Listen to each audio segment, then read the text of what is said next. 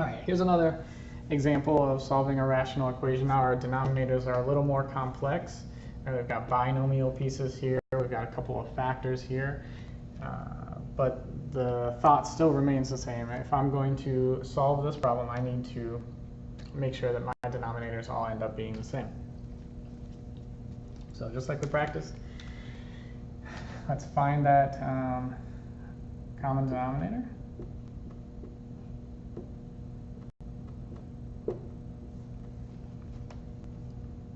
Right? And I think with factors it's a little bit easier because we just want to find the denominator with the most amount of pieces in it, so this one.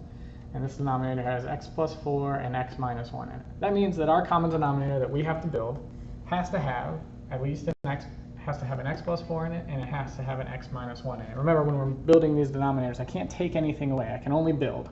So this denominator, I can't take anything away. It's got an x minus 1 and an x plus 4. And this denominator already has an x plus 4.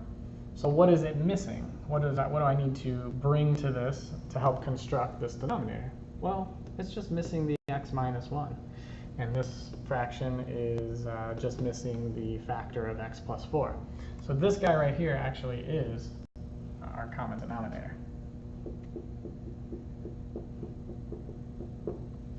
So x minus 1, x plus 4.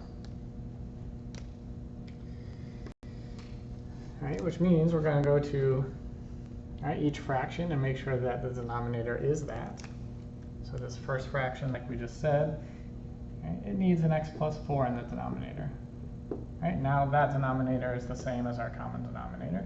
Just make sure you also do it to the numerator. All right, this fraction is just missing the other factor of x minus 1. Right, and now you can see that all three denominators have the same pieces in them, and it's the smallest denominator that'll work. So I'll write this out, even though it's kind of already all spelled out for us up there. I'll write it down one more time.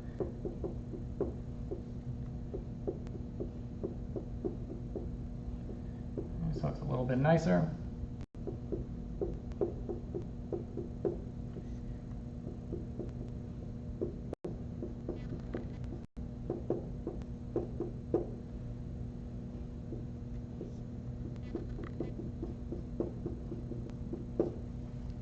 So every single denominator has the same two pieces in it, which means we can cancel out all our denominators, and we're left with one semi-complicated equation to solve. But at least there's no more fractions, and it's only in one variable, no squareds or anything. We should be able to handle this. All right, we'll distribute. 3x plus 12 plus 2x minus 2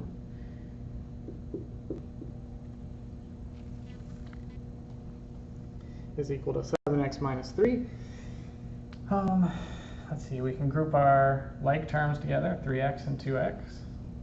It's 5x. Okay, we've got a couple constant terms here, 12 minus 2.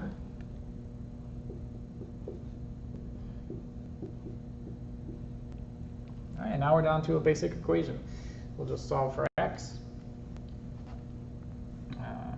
We can subtract 5x from both sides.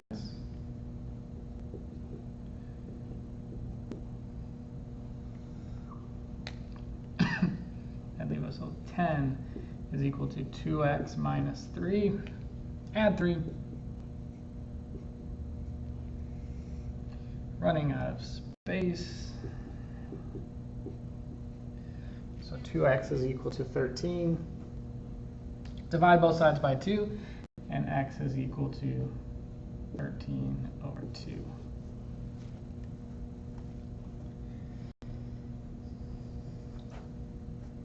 But be careful, again, at the end, just because we got an answer doesn't mean that it actually works in the original equation. We just have to make sure that it doesn't break the original equation. As long as it doesn't break it, then it's good to go. So if we just look at this common denominator, in this case there are actually two values that would break our equation. right? One of the two of them would force us to divide by 0. And they come from each of these factors. Right? Which value of x would make this factor become a 0? And if this factor became a 0, I would be dividing by 0. That'd be a problem. So x cannot be x plus 4. The one value of x that would make this a 0 would be, just like when we solved quadratics, it would be -4. Because if I plugged a -4 in here, -4 and +4 would cancel out, that'd be a 0. We have something divided by 0, that's a problem. All right, and the factor x minus 1, that also gives me a bad spot. In this case, if x minus 1 is my factor, then I can't let x equal +1. All right, so those are the two values that x is not allowed to be, which is fine. That's not an issue because my answer is neither one of those. So 13/2 does work as a solution to this problem. All right. And let's try one more where we have to do a little bit of work, a little bit more work.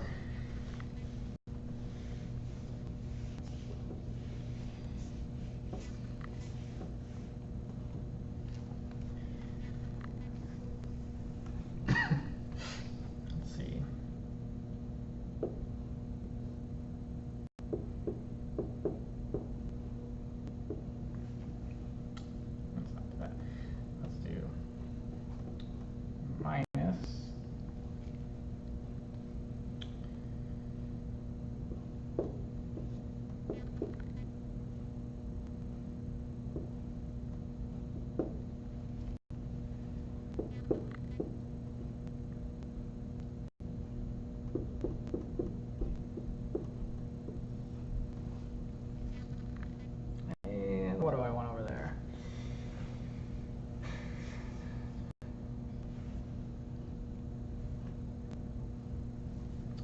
Let's put 2x.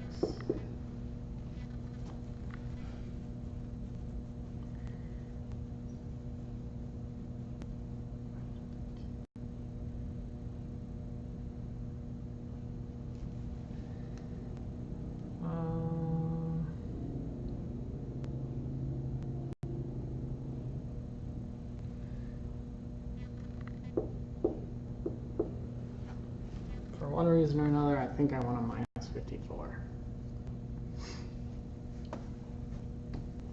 Okay, so we're going to solve this the same exact way. We do have to do a little bit of work at the beginning to find the common denominator because right now it looks like they have nothing in common. Right, all three of these are different.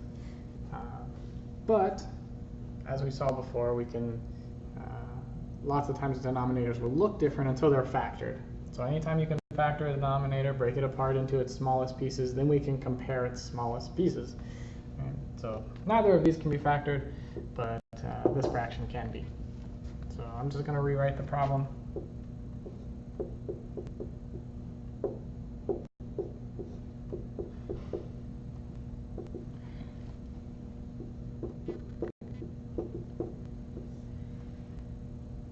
But in this case, we're going to factor that denominator, which we've done 500 times already. All right, factors of 21 that will combine to get 4. That should be 7 times 3. That looks right, 7 and 3. And we need -4, so that would be -7 and +3. All right, now we can start to see the comparison between these denominators and see that they're actually pretty similar. This guy happens to be our common denominator because it has both pieces in it, and these guys can be built, constructed into this denominator. They're each missing one of the pieces. So our common denominator is going to be both of these factors.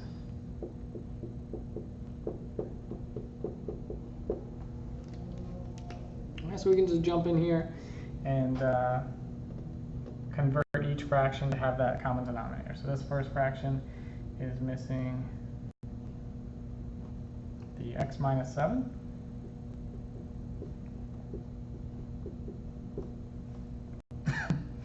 Right, second fraction is missing the x plus 3.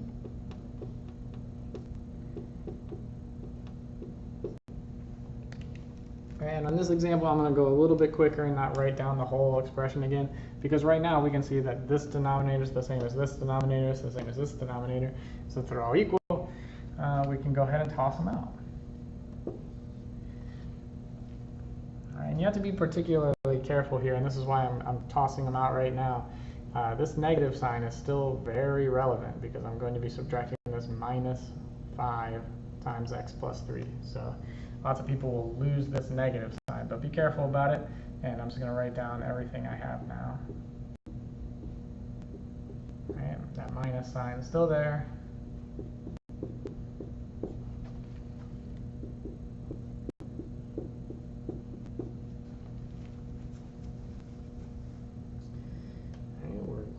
Got rid of all the rational parts, and now just a pretty straightforward equation to solve with a little distribution. All right, that'll be 6x minus 42.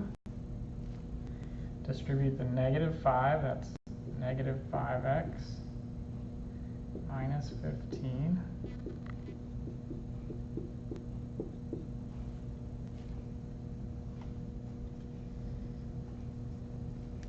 Group our like terms together, 6x minus 5x, well that's nice, that's just x.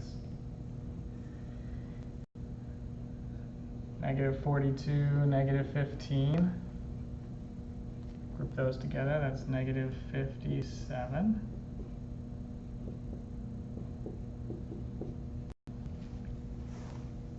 It's equal to 2x minus 54. And down to a basic equation, two variables, two unknowns. We can separate and solve here. So I'm going to treat that as 1x, so I can subtract 1x. Alright, that will give us negative 57 is equal to 1x minus 54. Add 54. And x is equal to negative 3.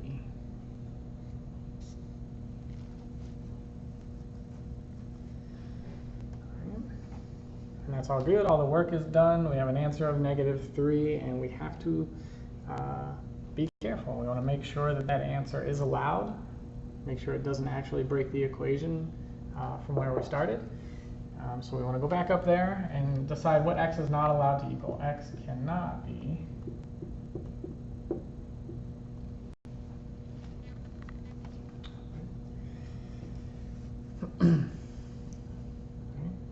we just want to look at the denominators. Which value of x is going to make this denominator a 0?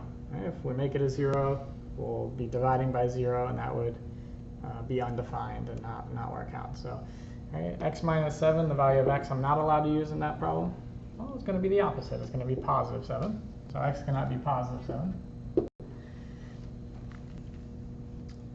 And the other option, x plus 3, the value of x that's not going to work for this function, for this factor, is negative 3. Negative 3 plus 3 would be 0. That'd be an issue. So x cannot be 7 or negative 3. Those are the two bad values. And those are the only two bad values because those are the only two factors in my common denominator. Those are the only things that would make me divide by 0.